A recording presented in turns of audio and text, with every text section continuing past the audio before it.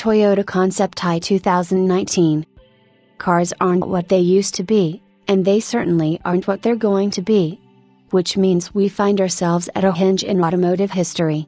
Just how far and fast that hinge swings is a matter of debate, but what's not subject to debate is the unprecedented coming together of technologies that are enabling, if not driving, the massive disruptions occurring in the auto industry right now.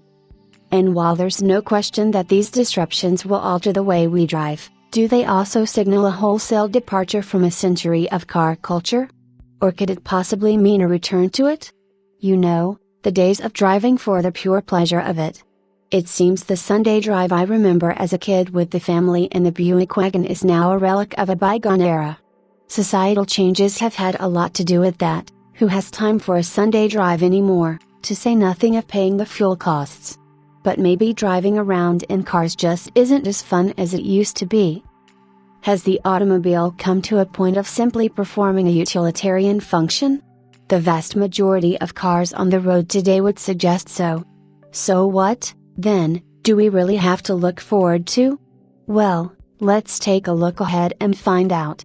But first, perhaps a look back at looking ahead will provide some helpful perspectives. Our case in point is the February 1951 issue of Popular Science, which featured a short article about a concept vehicle, a preview car dubbed the LeSabre. A product of Harley Earl's fabled studio, it took its styling cues from jet aircraft. We'd just entered the jet age, after all, with a tail fin motif borrowed from Earl's Cadillac 60 Special of 1948, a feature inspired by the twin vertical stabilizers of the P-38. You can't buy this beauty, open the copy, although Earl appropriated the car as his personal daily driver, but you can expect to see many of its features turning up on cars in the years to come. Now being completed by General Motors, the hand-built, super-styled car will serve as a rolling laboratory for engineers to test out new ideas in design and equipment. Its special high-compression, 10-to-1, V8 engine plus supercharger is expected to deliver 300 horsepower.